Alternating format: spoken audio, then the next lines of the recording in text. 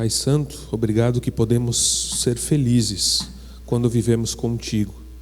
Apesar das aflições e das dores que passamos nesse mundo, sabemos, ó Deus, que Cristo conquistou a vida eterna, vencendo a morte. E por isso hoje nós podemos estar aqui diante do teu altar, como uma família na fé, como pessoas que buscam ao Senhor Jesus Cristo de todo o coração. Ajuda-nos, Senhor, a compreendermos a palavra e o desafio que tu tens para nós hoje. E que a gente possa, de fato, tomar uma decisão.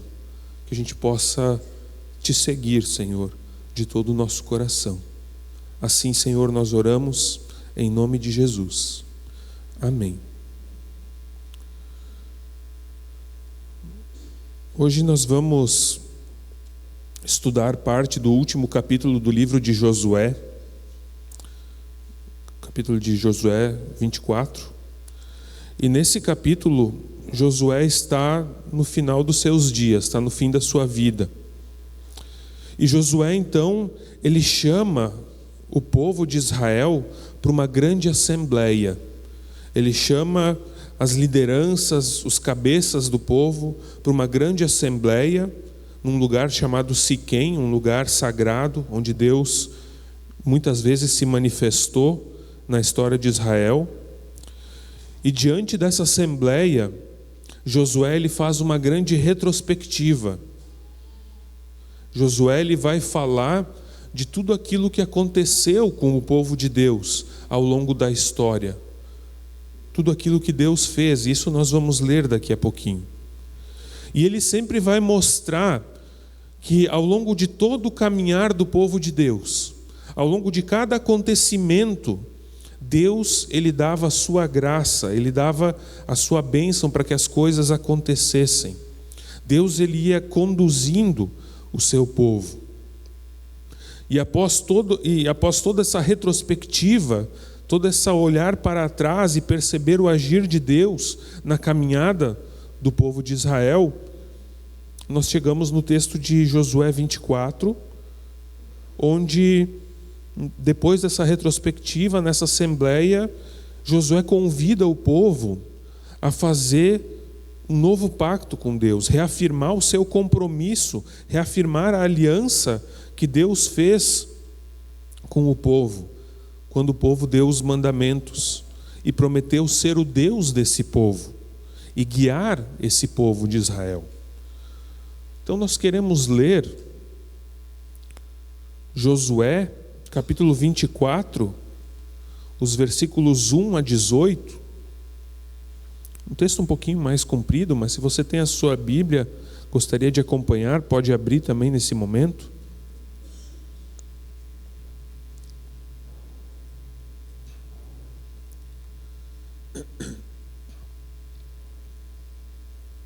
Josué 24, 1 a 18.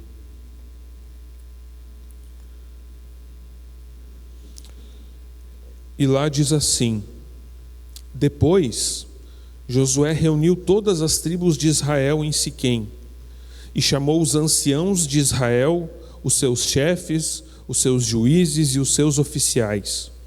E eles se apresentaram diante de Deus. Então Josué disse a todo o povo: Assim diz o Senhor, Deus de Israel. E agora começa toda a retrospectiva. Antigamente, os pais de vocês, incluindo Terá, pai de Abraão e de Naor, viviam do outro lado do Eufrates e serviam outros deuses. Eu, porém, trouxe Abraão, o pai de vocês, do outro lado do rio e o fiz percorrer toda a terra de Canaã. Também multipliquei a descendência dele e lhe dei Isaque. A Isaque dei Jacó e Esaú. A Esaú dei como propriedade as montanhas de Seir. Mas Jacó e seus filhos desceram para o Egito. Então enviei Moisés e Arão e castiguei o Egito com o que fiz ali. E depois tirei vocês de lá. Quando tirei os seus pais do Egito, vocês chegaram até o mar. Os egípcios perseguiram os pais de vocês com carros de guerra e cavaleiros até o Mar Vermelho. Os pais de vocês clamaram e o Senhor pôs escuridão entre vocês e os egípcios. e trouxe o mar sobre eles, e o mar os cobriu.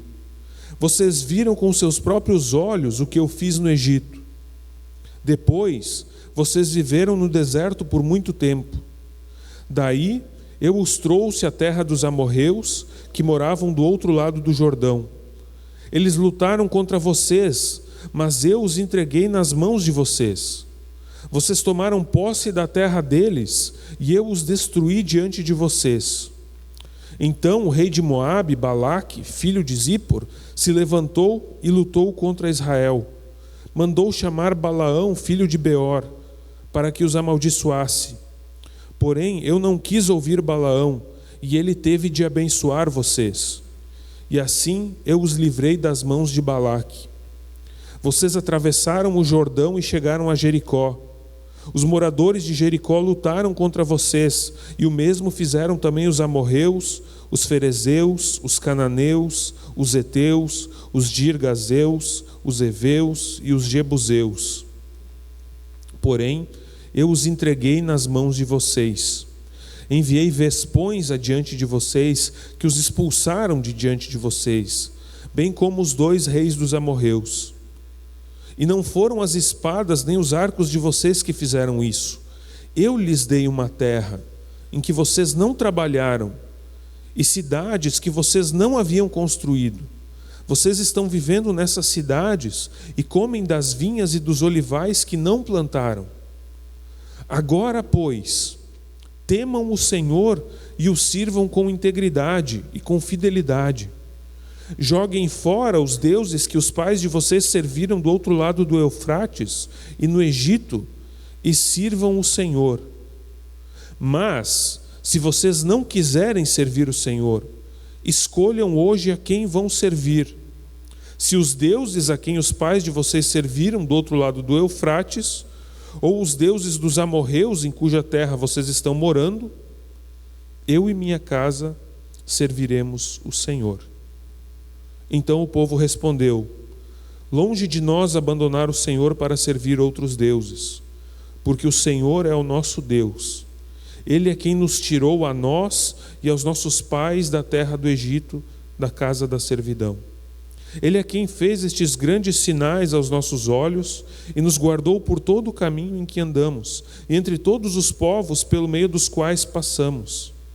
O Senhor expulsou de diante de nós todas essas gentes, até o amorreu morador da terra. Portanto, nós também serviremos o Senhor, pois Ele é o nosso Deus. Que texto fantástico! Porque ele nos mostra que quem vive com Deus é colocado diante de escolhas na sua vida. Em todos os momentos da nossa vida nós temos escolhas, nós temos que tomar decisões, nós temos que refletir a respeito de como nós vamos proceder. Mas a partir desse texto, nós podemos perceber algumas coisas, alguns pontos que são muito importantes na nossa vida e que nos ajudam também a reconhecer o que Deus fez e a tomar também nós a nossa decisão, porque nós somos chamados a tomar uma decisão, nós somos chamados a decidir. E a gente precisa reconhecer tudo que nós somos, tudo que nós temos, tudo aquilo que nós conquistamos é resultado da bondade e do agir de Deus. Quando Josué faz esse discurso aqui e essa pergunta para o povo, eles já estão na terra prometida, eles já estão lá na Canaã. Então Moisés reúne todo o povo, Josué reúne todas as tribos de Israel, chama os anciãos, os líderes, os juízes, e eles se colocam diante de Deus. Eles não estão reunidos apenas diante de Josué, mas estão reunidos diante de Deus. E Josué vai contando então a história do povo e tudo aquilo que Deus tinha feito por meio de Moisés e agora também por meio de Josué, toda a história que Deus tinha com o seu povo. E o povo vai percebendo e Josué vai contando que, na verdade, todos os grandes feitos, todos os grandes momentos da história de Israel até então, Deus é quem tinha agido. Deus é quem tinha libertado o povo da escravidão do Egito. Não foi Moisés que libertou.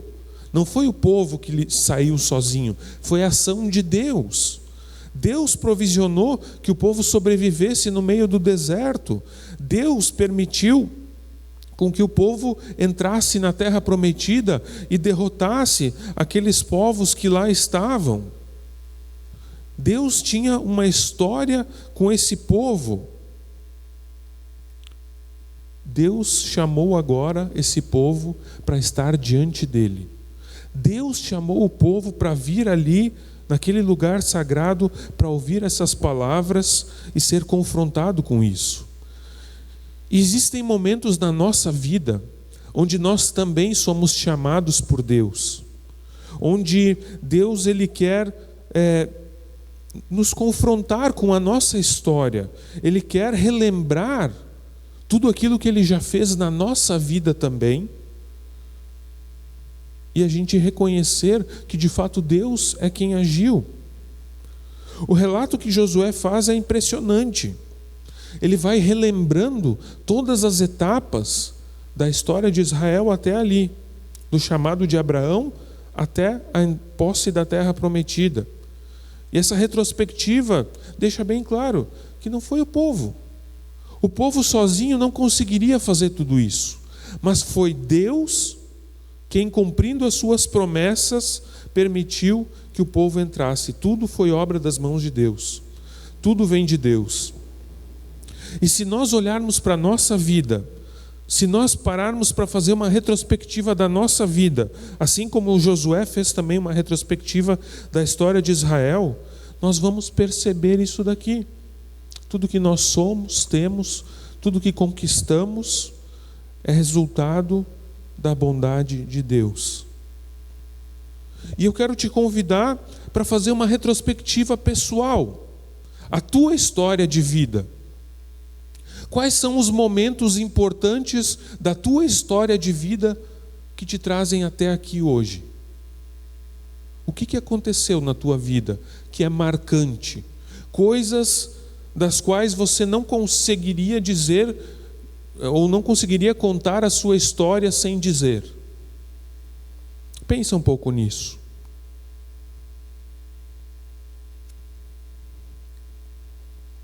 Você consegue ver o agir de Deus na sua vida nesses momentos? Você consegue ver que Deus esteve presente, mesmo nos momentos ruins? Deus esteve presente, te amparando, te sustentando, permitindo que você continuasse? Se a gente olhar para a nossa história com os olhos da fé, a gente vai perceber que a gente não chegaria aonde chegou se Deus não estivesse agindo. Se nós estamos aonde estamos, é fruto da bondade de Deus, um Deus que é Deus da história. Deus, Ele é Deus da história. Deus tem planos nesse mundo. E Deus tem planos também comigo e com você. Os planos de Deus nos incluem. Eu não sei por quais momentos você passou na sua vida. Eu não sei o que foi marcante na tua história. Não tenho como conhecer todos vocês e todas as coisas pelas quais vocês já passaram. Mas eu tenho certeza que se você olhar com os olhos da fé, você vai perceber a presença de Deus. Até nos momentos de choro e de lágrimas. Até nos momentos de dificuldade. Porque como Josué disse, quando eles estavam diante dos outros povos, Deus permitiu que eles fossem vitoriosos. Porque Deus tinha um plano para aquele povo de Israel. E da mesma forma, Deus, Ele tem planos para nós. Ele não desiste de nós. Ele não nos desampara. Porém, existe um problema. No mundo que a gente vive, desde a queda lá de Adão e Eva, nós sempre seremos confrontados. Nós sempre seremos confrontados com o poder sedutor de outros deuses. Ao longo de sua história, e antes também, antes do chamado de Abraão, o seu pai tinha outros deuses. Abraão foi chamado para uma terra prometida, Deus se revelou a ele, mas por onde o povo passou, tanto no Egito, como agora também na entrada na terra prometida, haviam outros deuses, outros povos ao redor do povo de Israel que tinham outros deuses. E lá no versículo 14, Josué, ele vai colocar o povo de Deus diante de uma decisão. Ele vai falar: olha, existem outros deuses, e esses outros deuses são muitas vezes sedutores para o povo de Israel. Muitas vezes o povo de Israel, ele acaba servindo sim ao Deus verdadeiro, ao Deus dos seus pais, de Abraão, Isaque e Jacó, mas ele acaba também caindo na idolatria, servindo outros deuses. E o Josué, ele vai dizer assim: olha, joguem fora esses outros deuses. Ele dá esse conselho: joguem fora, joguem fora esses outros deuses, mas se vocês não quiserem servir o Senhor, então escolham. Escolham hoje. Eles são colocados diante de uma decisão. E a gente poderia pensar assim: tá, mas como uma decisão? Eles acabaram de ouvir toda a retrospectiva do que Deus fez por eles. Eles só existem por causa daquilo que Deus fez por eles. Que decisão é essa que eles têm que tomar? Não é óbvio? Não é óbvio que eles são o povo de Deus? Não é óbvio que eles têm que viver com esse Deus? Não, não é óbvio. Infelizmente não é óbvio. Não está tudo certo. Porque muitas vezes os outros deuses foram atrativos para o povo de Israel. Na época de Moisés e de Josué, os deuses, eles eram territorialistas. Cada povo tinha um território e também tinha o seu Deus. E se acreditava que naquele território, aquele Deus mandava. Então, se um povo estrangeiro entrasse naquele território, ele deveria também se submeter ao Deus daquele território. Assim era a lógica daquela época. Então, se você queria que a tua vida desse certo dentro de um território, tu teria que servir o Deus daquela região, daquele território. Mas o Deus do povo de Israel não era assim. Primeiro porque inicialmente o povo nem tinha um território. Eles viviam no Egito e depois foram nômades no deserto. Eles não tinham território. E o Deus de Israel, ele exige exclusividade. Ele não aceita que outros deuses sejam adorados junto com ele, porque ele é único, ele é verdadeiro. Então, o povo de Deus tinha que permanecer fiel ao seu Deus. Mas muitas vezes eles acabavam esquecendo disso. E ao mesmo tempo que eles adoravam o Deus de Abraão, Isaque e Jacó, eles queriam, por exemplo, que a agricultura fosse bem. E daí eles lembravam do Deus Baal, que era um Deus pagão da agricultura, e começavam a adorar Baal para querer que a agricultura fosse bem. E faziam então sacrifícios e rituais a Baal. Ao longo da história de Israel, nós percebemos que muitas vezes houve essa mistura de crenças. Houve essa mistura de servir ao Deus verdadeiro, mas também servir a deuses falsos, a deuses de outros povos. A gente pode pensar assim: bom, isso era um problema daquela época. Hoje em dia nós não somos mais assim, até porque, na teoria, no papel, todo o Brasil é um país majoritariamente cristão. Então a gente não teria dificuldade em servir ao Deus cristão. A gente acha que essa história de misturar crenças não é com a gente, porque afinal de contas eu vou no culto cristão, eu não vou em outros cultos, eu não vou em outras religiões. E daí a gente pensa assim: eu não faço isso, eu não misturo crenças. Mas na nossa época, a mistura de crenças, ela se apresenta de uma forma muito sutil. porque o espírito da nossa época, o espírito do nosso tempo, ele é cheio de crenças que nos afastam de Deus. Ele é cheio de crenças que nos levam à desobediência a Deus. Lutero, ele vai dizer, na explicação do primeiro mandamento no catecismo maior, não o menor que a gente dá para os confirmandos, mas no catecismo maior, ele vai dizer que Deus é tudo aquilo em que o coração se apega, especialmente num momento de aperto. É aquilo que uma pessoa confia, é aquilo que uma pessoa coloca a sua confiança, um conjunto de verdades, de crenças que começam a tomar conta do coração e que a pessoa possa seguir. E hoje em dia, nós vivemos um tempo chamado pós-modernidade. Nós temos um conjunto de crenças, um conjunto de valores que se espalha no meio de nós por meio da televisão, das mídias sociais, por meio do celular. Um conjunto de ideias, de ideologias que vão entrando na nossa vida, entrando na vida das pessoas, quer sejam elas cristãs ou não. Um pensamento muito comum da nossa época é que não existe verdade absoluta. Não existe uma verdade absoluta. Todas as verdades são boas, cada um tem a sua verdade, cada um tem a sua crença, e está tudo bem. Você acredita no que você quiser, eu acredito no que eu quiser, e está tudo bem. A pós-modernidade, ela inclusive aceita coisas que a gente sabe que não são verdade. Mas se para aquela pessoa é verdade, então está tudo bem. E essas crenças vão sendo colocadas na nossa vida, de que não importa, não existe uma verdade única, existe a tua verdade. E você monta, você constrói a tua verdade como mais te agradar.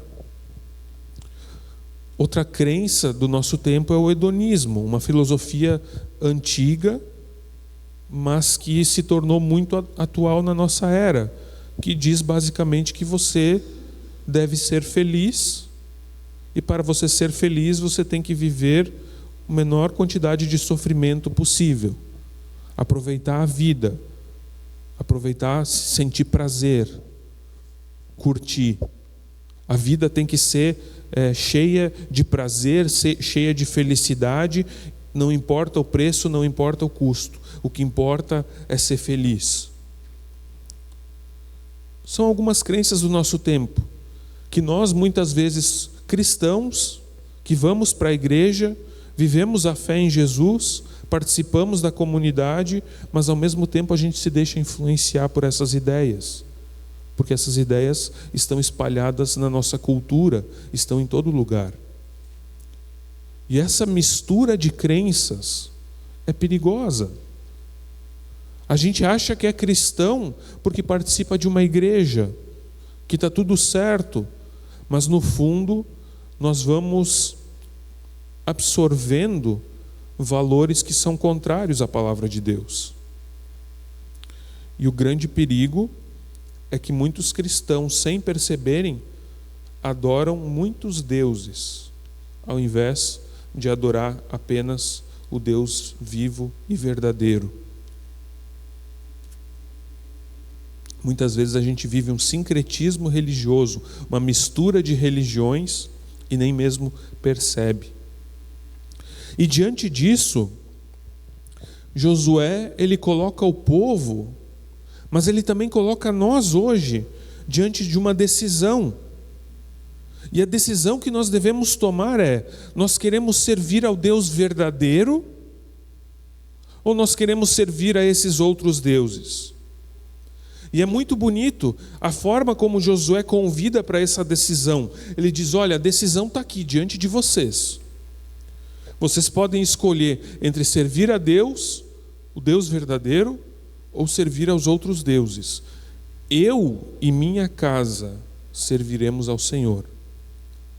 A minha decisão está tomada. Josué dá o testemunho do que ele vai fazer. Os outros podem decidir agora, o povo pode decidir, mas o Josué diz claramente qual é a postura dele, qual é a decisão dele. Josué já tinha feito sua escolha. E agora ele chama o povo de Israel para também renovar o seu sim, firmar o seu compromisso diante da aliança de Deus. Deus, ele nos escolhe em primeiro lugar. Por meio de Jesus Cristo nós somos escolhidos por Deus para sermos dele. Jesus morreu por nós. Isso é um fato dado. Agora, diante daquilo que Jesus fez por nós, nós também temos uma escolha. Eu posso dizer, não, eu não quero isso para mim. Eu não quero viver com Jesus. Ou eu posso dizer, eu e minha casa serviremos ao Senhor. E todos nós somos confrontados diante dessa escolha em vários momentos da nossa vida. Vários momentos a gente tem diante de nós a decisão entre servir ao Senhor ou servir a falsos deuses, ou servir a outras coisas contrárias à vontade do Senhor.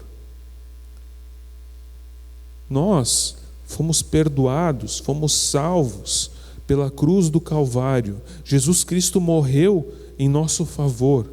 Ele ressuscitou dos mortos. Ele nos dá a vida eterna para todo aquele que crê nele. A gente não vive mais na antiga aliança que Deus fez com Israel. A antiga aliança ficou lá no Antigo Testamento. Inclusive, testamento significa aliança. Nós não vivemos mais na antiga aliança, mas nós vivemos dentro da aliança que Deus fez por meio de Jesus Cristo. E como a gente percebeu, muitas vezes nós temos os nossos deuses. Toda vez que você vem ao culto, toda vez que você ouve uma pregação da palavra de Deus, Deus fala contigo. Ele te lembra que Ele fez um pacto com você. Ele fez uma aliança com você. E Ele nos pergunta se nós queremos responder com o nosso sim para Ele. Ele quer que a gente escolha seguir o seu caminho de todo o coração. Na verdade, acontece conosco todo o culto, assim como aconteceu lá com Josué e o povo de Israel.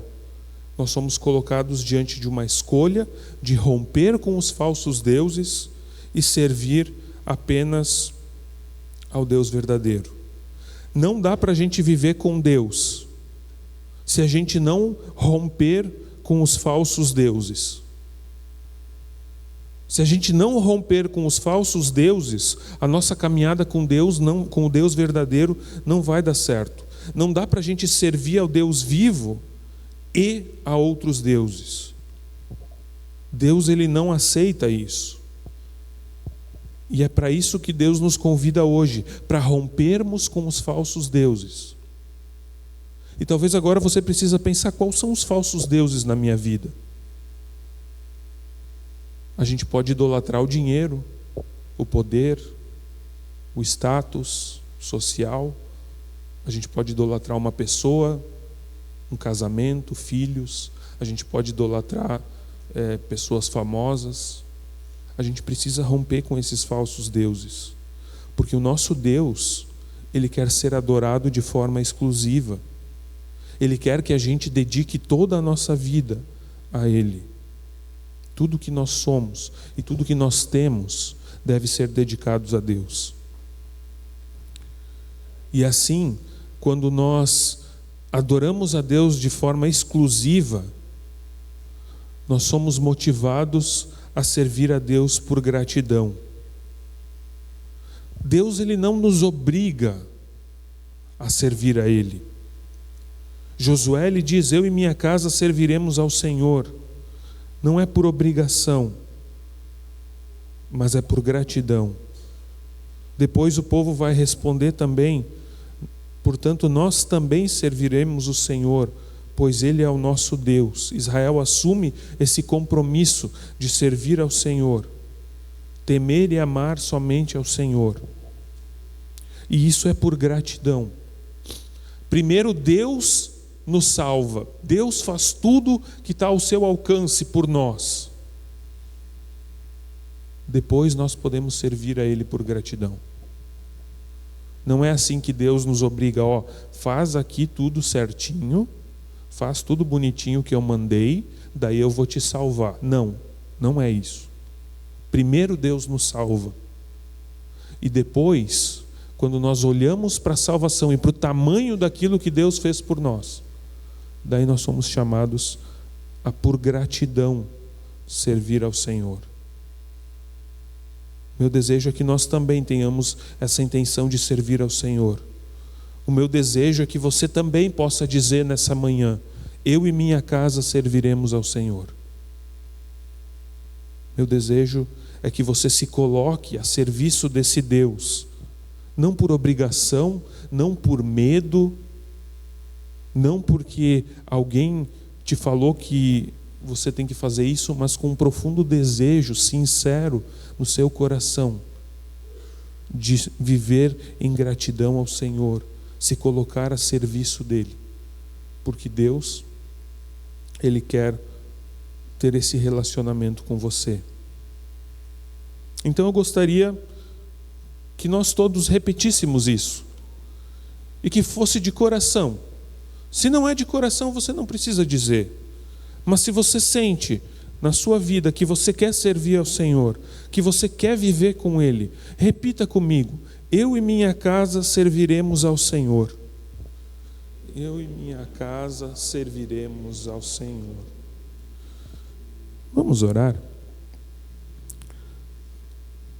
Deus Santo, Tu ouviste aqueles que de coração sincero querem se dedicar a Te servir com alegria e com gratidão. Ajuda-nos, Senhor, a reconhecermos que tudo vem de Ti, que a nossa história não existe, não é nada, se não for pelo Teu agir. Ajuda-nos a percebermos, Senhor, que Tu esteves lá, em cada momento importante da nossa vida, também naqueles momentos que talvez a gente nem lembra mais, Tu estavas lá. Pai querido, obrigado pelo Teu agir em cada momento. Obrigado que um dia Tu te revelaste a nós, e graças a essa revelação nós podemos tomar essa decisão de Te servir, de fazer aquilo que é da Tua vontade, de Te buscar. Ajuda-nos, Senhor, a abandonarmos os falsos deuses que muitas vezes fazem parte da nossa vida e nós nem percebemos. Quer seja pessoas, crenças, ideologias, quer seja o dinheiro, o poder, o trabalho, o que for, Senhor, que a gente possa colocar toda a nossa fé e nossa confiança em Ti e Te servir com alegria e com gratidão, porque é isso que Tu queres de nós. Em nome de Jesus. Amém.